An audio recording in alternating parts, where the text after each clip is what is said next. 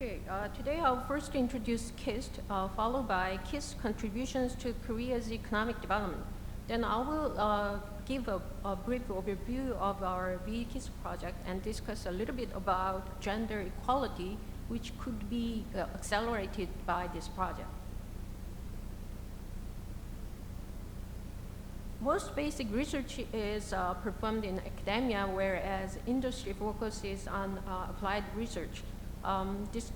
Differentiating itself from academia and industry, Korea Institute of Science and Technology, KIST, as a multidisciplinary research institute, is currently working on frontier and global agenda research by concentrating on large-scale, long-term, and interdisciplinary R&D projects.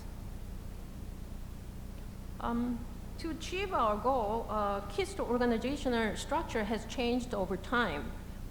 Currently, there are 5 goal-oriented institutes and 2 research divisions. Besides the main campus in Seoul, there are 2 branches located in other parts of Korea, KIST Gangneung and KIST Jeonbuk. There's also an overseas branch, KIST Europe in Germany. In particular, KIST places emphasis on international cooperation by supporting international programs and initiatives, as well as working directly with international partners. For example, through Indo-Korea S&T Center and the Canada UBC on-site laboratory and GIRC program, for example, working with Dana-Farber Cancer Institute in Boston, supported by the Korean MSIP. As of June 2014, there were 738 regular staff members in KIST. And as for the R&D budget, out of $254 million, about a half is given as a lump sum grant by the government for the institutional programs, and the other half comes from the government or private programs. Okay, KIST is the birthplace of science and technology in Korea. After the former president of Korea, Park Chung-hee, made a visit to the United States in 1965, when the joint communique was announced, Korea and the United States agreed to establish a research institute in Korea.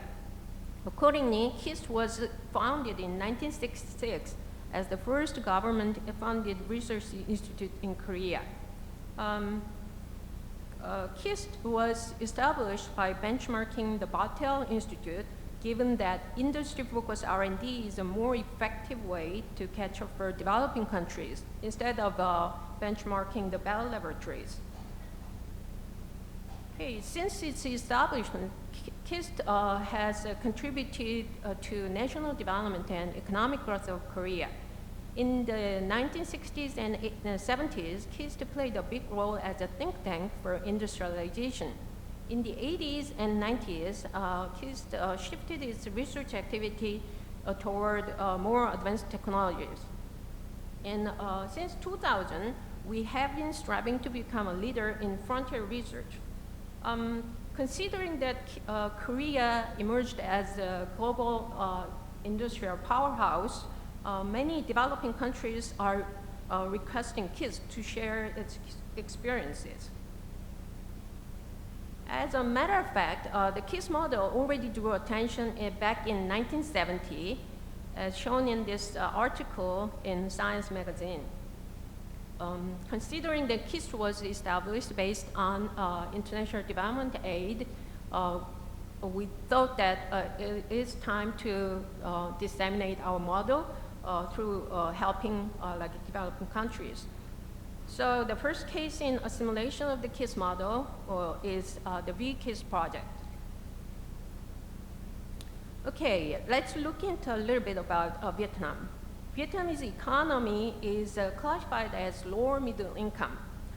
Since the political and economic reforms launched in 1986, Vietnam made remarkable progress in economic and social development, evidenced by rise in per capita income and reduction in poverty. However, there are a couple of challenges. One challenge is to avoid the middle income trap. So Vietnam needs to rely more on productivity gains driven by innovation. The other challenge is that Vietnam is plagued by low value-added economic activities, which could be overcome by structural changes toward high technology for more sophisticated goods. So as a whole, industrial technology R&D should be boosted to further develop the Vietnamese economy. Okay, as for science and technology in Vietnam, currently science, technology, and innovation capabilities are weak, and R&D is still in peripheral activity. On the other hand, there are great demands for technologies from the industry, but public research institutes cannot meet their needs. According to the Global Competitiveness Report in 2013 to 2014, Vietnam is ranked at 70th among 148 countries. For R&D budget, the total R&D budget is about 0.6% of GDP. For comparison, Korea actually spent 4.13% of GDP in 2013. 80% of the total Vietnamese R&D budget is from the government. And it is interesting to note that there are actually a lot of R&D organizations of various kinds, say over 2,000, as you see in this table, but their R&D capability and productivity is generally very low. So this slide shows a SWOT analysis of science and technology in Vietnam. Strong points are large labor force and favorable demographics, as well as a reputation for strong performance in science and technology fields such as mathematics, agriculture, and biology. On the other hand, the level of sophistication in production and exports is low, and public sector research is relatively weak. However, for opportunities, Vietnam can further develop the human capital and skills base involving the sizable Vietnamese diaspora and improve the effectiveness of the innovation system. On the contrary, increasing brain drain and failure to prepare for increased international competition could be potential threats. So keeping these kind of situations in mind, KIST is helping establish Vietnamese KIST, VKIST, in Vietnam based on the KIST model. It is one of the major Korean ODA projects in the field of science and technology. In 2012, the Prime Minister of Vietnam requested the establishment of VKIST. Then an MOU was signed between MOSTA in Vietnam and KIST in 2012, followed by agreement signing between the two governments in 2013. After the VKIST master plan project for about 8 months, the actual project started at the end of last year. So this VKIST will be built in Hanoi, Vietnam, with $70 million, 50% from the Korean government and 50% from Vietnam. KIST is expected to provide advice on general operation, building construction, and research equipment. KIST will also carry out training programs, industry surveys, and joint research. Okay, essential components for VKIST is shown here. So the purpose of this program is to develop industrial technology to promote Vietnamese economy. This new research institute should be autonomous and sustainable. And also, VKIST should pursue open global innovation.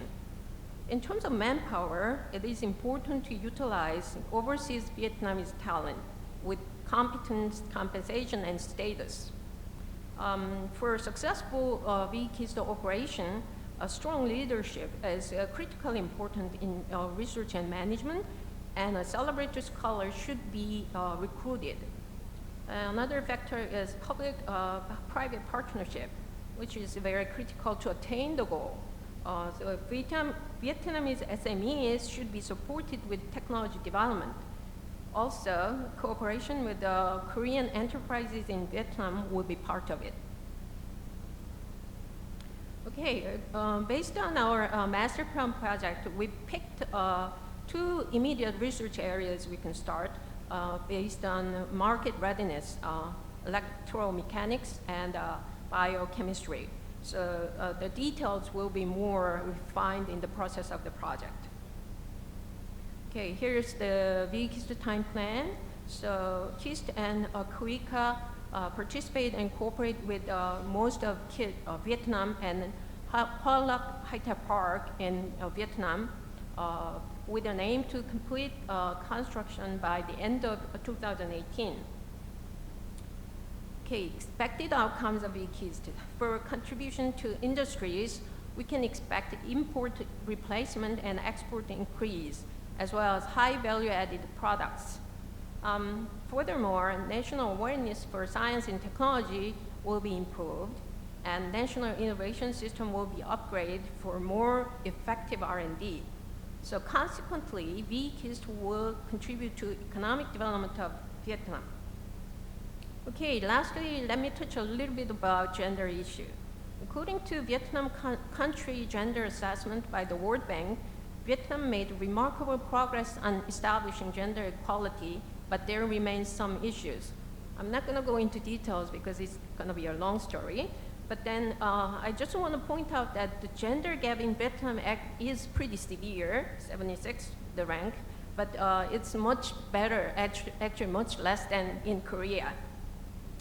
Although female science staffs at VAST comprises 31% in average, you can see from this table that there's no female professor, and generally the percentage of higher degree holding female scientists is pretty low. The other interesting thing to note is that like men and women retire at different age. So basically there's a 5-year difference between men and women. Okay, so with such a gender situation in mind, we think that VKIST will contribute not only to economic development, but also gender equality in Vietnam by promoting recruitment of female scientists in VKIST research fields such as biology and chemistry, implementing equal retirement age and equal opportunities in training and promotion, and creating female-friendly working infrastructure, environment, and welfare conditions. All right, thank you very much for your attention. Thank you very much. Well, do you have any question for her? Actually, I have one question here. You showed the gender gap between, let's say, Vietnam and Korea. Yes. Right here, just yes. A couple of slides back. Slide, please. 76 yeah, 76 and 170. Yeah, 170. Yes. What do you mean by these numbers? That means That's Vietnam is better than Korea in terms of. Yes, it seems, but yeah. Usually I think gender gap is less in communist countries because they think women and men are kind of equal. Okay, that means we have to learn from them, right? Yeah, I think in some parts we definitely have to learn from Okay, them. we'll have a discussion later. Thank you. Well, we had to learn a lot about the gender issues today. Actually, in terms of research and commercial innovation, and also digital gender gap. Also, very interesting success story about town planning. She said town planning is a technology. It's very interesting. And we had a couple of ODA countries, actually developing countries, in terms of gender issues. We have about 15 minutes left now. I'd like to invite your participation first. Otherwise, we'll have our own discussion. So now we are open for questions from the floor. Okay.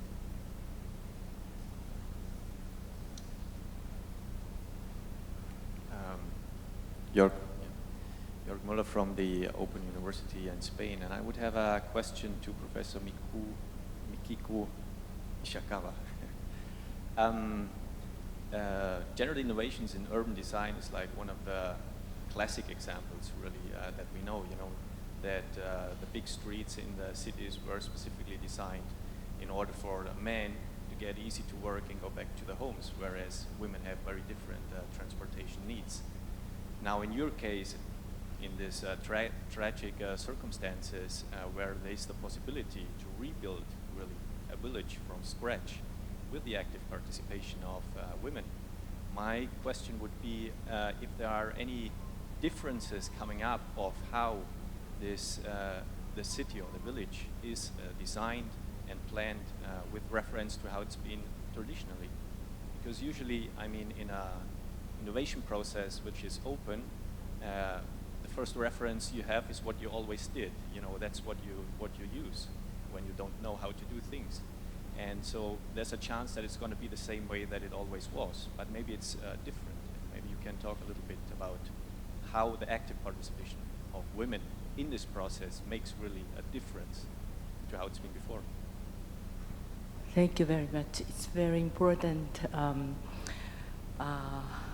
question. And when, as you told, whenever city planning or city design, generally men made. It's same in Japan. We have a lot of, feudal government and Meiji government, and after World War II, no female contribute. And in this case, I'm not intent to, gender concept, but in fact, it works out what I gave presentation. Maybe this is the first time that female involved in real community planning, because the reason is, it's completely destroyed. So they has to think about it's man or a female. It's no, it's not the matter. Everybody lost everything. So each people has family, children, and elder people. So they are a kind of, they have responsibility to family. So without the consideration of gender, people has to involve. And maybe I have to, I was there, and since I'm a woman, so maybe it's very easy for female just ask and develop and to discuss. So maybe the professionally training leader is very important. Without leader, it's impossible. So scientific based leader and the political leader, the role is different, but only political leader, it's impossible. We need a very well-trained scientific, or how to say, technological leader together. We have to work together. So in this case, female involved, and we discussed, and our rule is don't criticize others, because once somebody criticizes some others, then it doesn't work. So the discussion, and very steady work, but I think it's the first case. Thank you. Oh, okay, go ahead. Well, related to this question, Professor Na, a different one? Just a second, let me ask. Actually, I had a question about your presentation, Professor Ishikawa. So what's the population in this town? I guess there is kind of critical mass to make it successful. Because usually Japan is kind of a man-dominant society, used to be known as a man-dominant society. And that this is a kind of revolution. So I'd like to know what kind of conditions to make it successful. Please. In this Tohoku's case, there are many tiny communities. So population, not so big city like Tokyo or Osaka. Right. The very tiny About community. 100,000? population? So each I mean, in that case of Yuanuma, it's 40,000. And many community, 10,000 or 20,000. And the larger one is 30,000, something like that. So very, very small community. Thank you. Well, it sounds like you have a question? Yes. Yeah. Just a Is there something completely different than before, than that city was looking before? For sure, it's completely new. That's for sure. But a new concept which is integrated now. Because the community, I mean, we have very scattered village, you know. So as I told you, the decrease of population or elderly population is the real problem. So in this case, 6 villages meet together in order to survive, because the basic reason is there's an elementary school. So if they scattered around, elementary school would disappear. So they wanna keep elementary school. So they decided to meet together. So what occurs, I mean, 6 villages, who will care?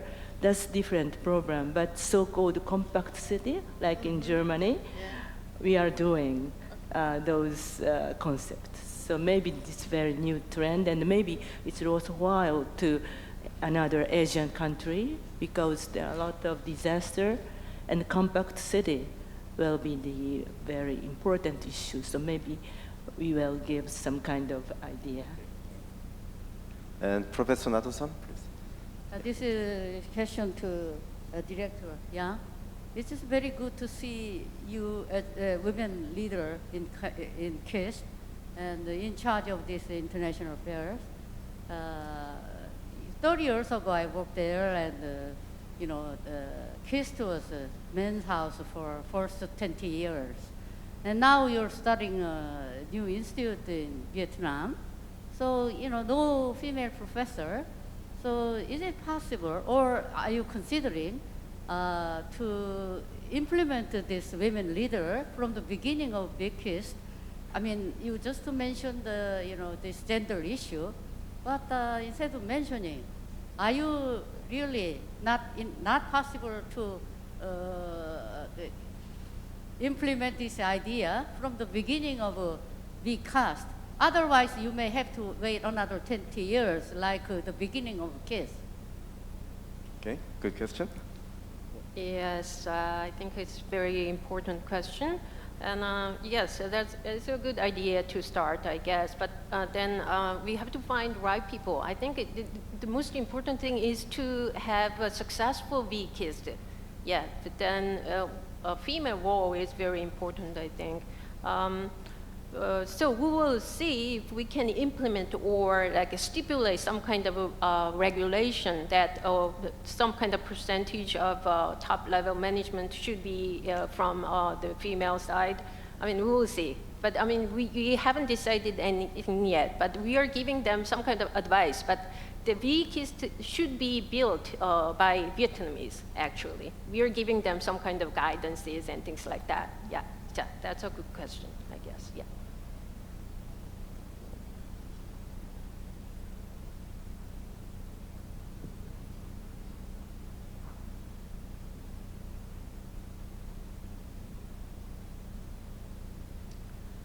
That was wonderful presentation for the socio-economic development through gender innovation, gender involvement. So mainly you have focused on the scientific and technological involvement. So my question is, do you have any idea or any data on the involvement of NGOs? Because I can cite the action of some NGOs for the development, gender-based development in Bangladesh, like BRAC and Grameen Bank. They really gave the women empowerment through their innovative programs in terms of agriculture, education, poultry, and whatnot, and health also. Grameen Bank and BRAC. And many of the European and American countries are following the concept of Grameen Bank for the developing the grassroots people. And that's how we are upgrading the gender equity in Bangladesh. So this is my comment. And one question to Dr. Yang. You have wonderful this KIST program, and you applied it to Vietnam.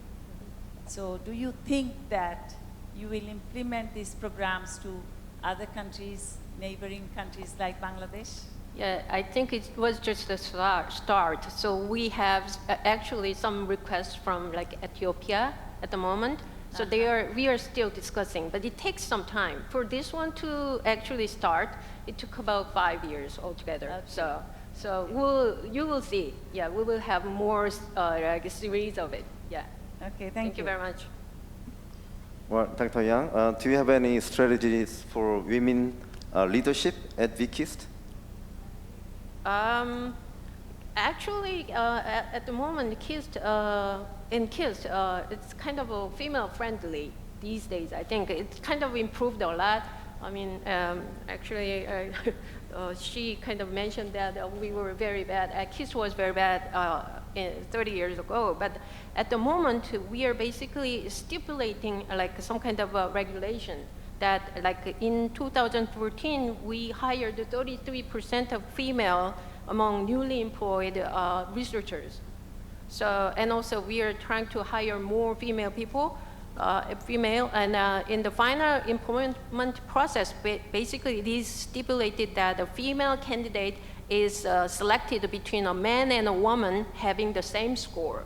That is, already implemented. So we can kind of convey all these things into like a VKIST. Yeah, definitely. Yeah. Over there, please. My question and comment is towards Dr. Yang. I'm so impressed and I'm pleased to see the progress we have made, with the KIST. Something that is not clear to me is the entity, the belongingness of the entity. Because you said about half of the budget is from the government and half are from industry. And are you actively seeking those, the support from industry, or does industry come to you with specific problems to solve?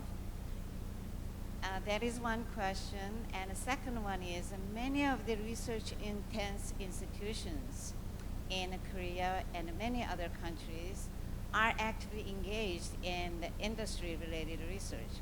Are you competing with them, or are you collaborating? And I was not reassured with that because large research-intense institutions supposed to have those application and service connections.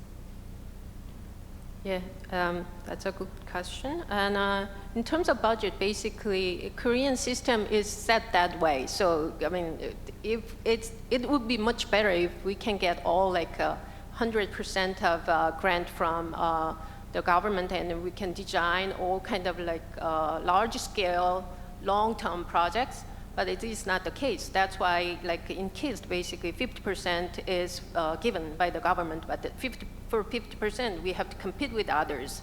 We have to go to industry or like grants, other grants, something like that. But the other question about, well, I was talking, I kind of forgot. What was that? I'm sorry. In some ways, you already answered the second part of the question because you said you go out to the industry Yes. and compete with some other research institutions for grant. Oh, yes. Is that yes. right?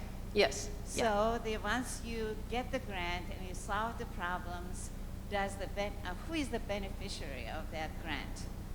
Is that industry who, in another words, I think it's kind of, both parties will benefit from such grant, I think. Because if we develop some kind of a technology, like applied technology, more close to application, then it can be transferred to industry with some kind of what can I say, technology transfer money. It's possible. So I guess it's a kind of beneficial to both parties. So ultimately, who owns the patent? Patent. Or, yeah, it depends. Yeah, right? it depends. Yeah, but at the moment, if it's like if industry is kind of asking some kind of advice only, yeah, it depends on like what kind of technology you're developing. So if your involvement or your creativity is very important, then probably it should be owned by us, right? So, but then if it's just like know-how transfer, that kind of thing, advice, then probably industry will, from the beginning, will request the ownership of the patent, I think. So it kind of varies a lot at the moment. I see. Project by project. Yeah, yes. Something clear that is not clear to me is if a KIST is considered as government entity, or is it standalone in Korea or in Vietnam? It's KIST is basically under the government, yeah. But then it's kind of difficult to describe. It's a kind of unique situation in Korea. So it's partially public, partially private, we could say that way. But VKIST, we don't know how we are going to build. So it, things probably changed since KIST was established. So it depends on the local situation. Definitely, I see your organization very successful case in Korea. Congratulations. Thank you very much. Well, thank you. I think we kept Dr. Yang very busy and popular today. Well, I'd like to invite one more question from the floor. Okay, just, yeah, last one. Yes, I'm Liang Wu from the Institute of Physics, Chinese Communist Sciences, and I have a question which arose out of a previous question, and that is, in China in recent years, they have disbanded many of the elementary schools in the remote country villages on the grounds that the schools were very poorly equipped and the teachers were not really up to standard. So they have concentrated all the primary schools in some of the bigger county cities. But now the children have to walk many miles to these better primary schools, or at a slightly older age, they board there, which means they are away from their parents in their home. So there's a lot of debate about this, and I don't know whether, Dr. Ishikawa, you have any opinions on this, because you said in your new compact cities or villages, they wanted to keep their elementary schools. So that's my question.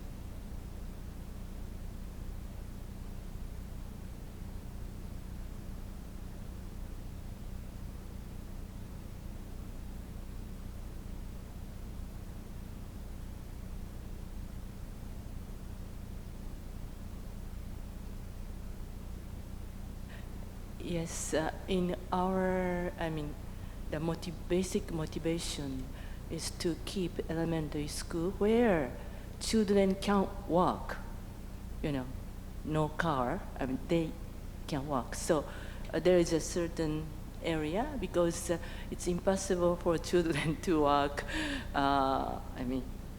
2 kilometers or 3 kilometers, something like that. So that's the main reason, because to walk, for going to school, to walk is essential.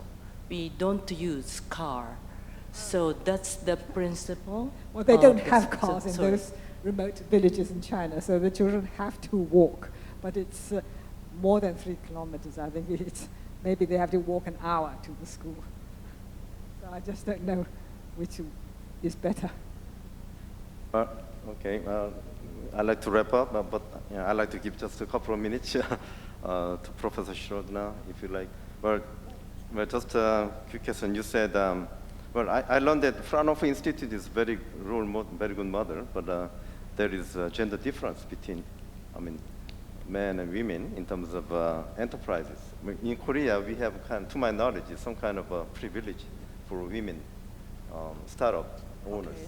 But We not in Germany. okay, we have to learn. Not in Germany, and we Okay. have around 17% women researchers within Fraunhofer, but this is corresponding to the amount of students which are leaving universities. It's in a similar amount in the field of engineering and in the field of natural sciences. So it fits quite well. But especially for the startups and the technical startups which are coming from academia, there the amount of women is not visible. It's Okay. something like this. Very competitive. Okay. Well, then for Dr. Im, well, I learned that you showed the two cases, life straw and bushlight. Well, we used to do some kind of capacity building in developing countries, and I learned that we have to recruit more women for capacity building to make a success, right? So what's your comment? Okay, last comment. Well, still I didn't experience that much for that issues. So, but I'm gaining some insight from the discussions. So I'd like to apply those ideas when I'm doing the ODA programs. And I hope that I have one more chance to present the result to you. Thank you. Thank you. Well, I'd like to finish our session with many thanks to our participants. And also, we had excellent distinguished speakers. I appreciate your coming and then participation. Thank you very much.